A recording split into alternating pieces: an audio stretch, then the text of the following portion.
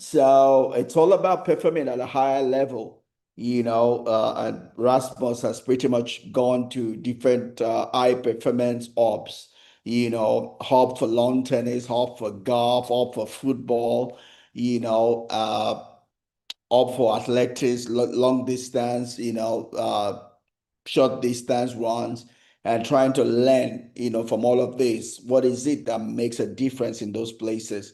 And that's what is put together in this book. And we've been learning, as we glean through the book, what it is that they did and how we can apply that in our own individual lives, in our career, our businesses, in everything that we do, pretty much. So that's what we've been gleaning through the whole year. And right now we're in chapter 8, which is the last chapter, and it's just talking about that the way to excellence, the way to high performance is that you must have a hunger within. You must have a hunger within. And that hunger is really comes from having a why, having a destination, a place called there that your eyes are upon, a reason for you to put in the extra effort, than every other person will, a vision of who you want to be, what you want to attain. Last week, I gave an example of Coco Golf, who won the last Roland Garros competition, which is a French Open.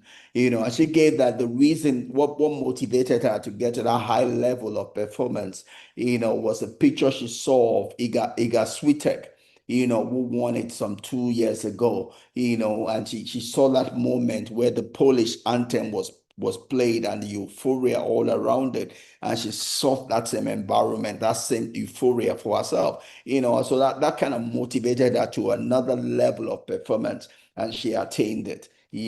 So we too can have that, because if you don't have that, the question for you is why put in the extra? Why not just do the average? Do what every other person is doing and be enough. Why should I do more than the average person is doing? You need somebody to motivate you. You need somebody to call you, as it were. You need something in your future that is calling you, that helps you to put in the extra effort. It's a dream, a vision of the place called there that you are pushing towards. If you don't have that, then you'll just be okay living in the moment, okay, but not having something drawing you in your future, drawing you to itself. you know I got to give example every time, I got to do a bit more rigorous exercise than people will typically do.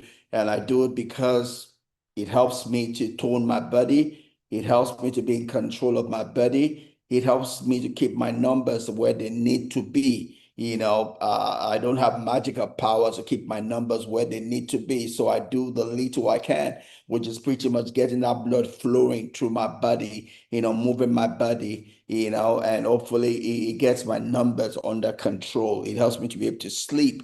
It helps me to be able to sleep. It helps me to refreshing my blood to circulate and rejuvenate itself. It helps me to be able to do this as I do right now in a confident posture, right? I'm owning the stage. I'm owning the moment because my body has been under control.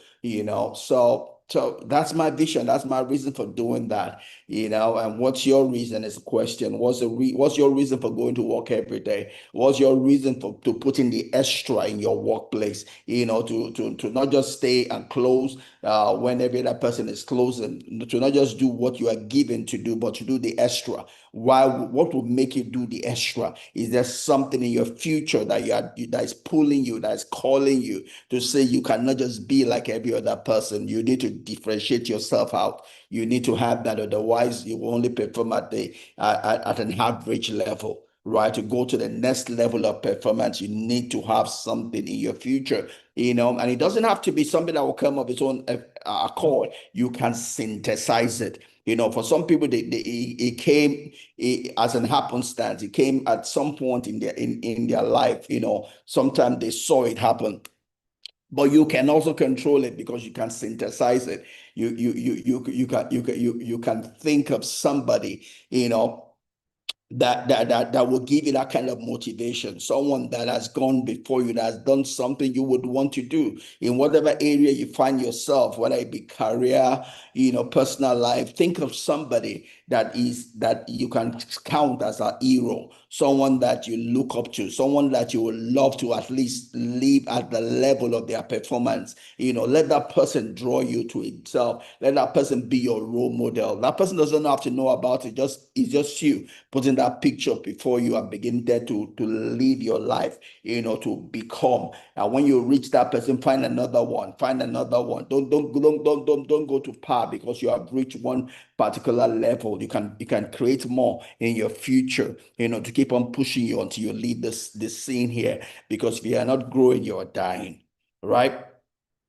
So we can do that. We can do that. The story is told of the judge, who used to be bullied. Each time he's on his way from school, there were three boys that normally would lay him and beat him up. But one summer holiday, it was reading. He was reading some comics, and it came about a comic that was about a superhero, and he saw how that superhero was going against evil and all of that. But he read it and began to internalize what he read. He began to see himself in the image of that superhero. He began to see himself as that superhero, and he internalized it so much that he became one with that superhero. That superhero became his vision of the future of a person he wanted to be. By the power of visualization, he took on the nature, the spirit of that superhero.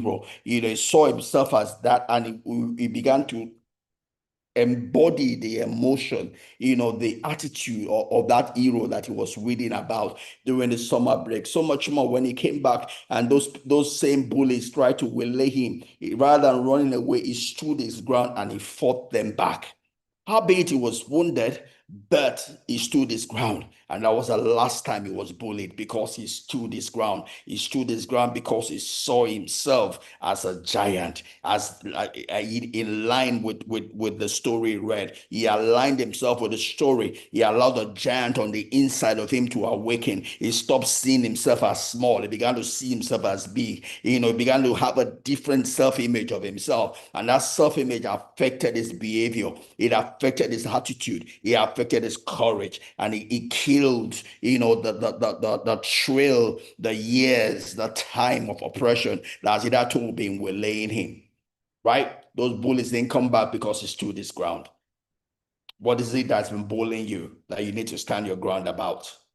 Why don't you think about someone that stood their ground and begin to internalize the same emotions, the same attitude, the same personality of that person, and begin to embody that spirit to challenge the thing that challenge you, because you can. Because the hero you read about is a person of like passion like you are, or like you are. If that person could do it, you too can do it. You too can do it. If there's anything you want to do, think of someone that has done it before. And if that person can do it, you too can do it. You need to find out how that person got there.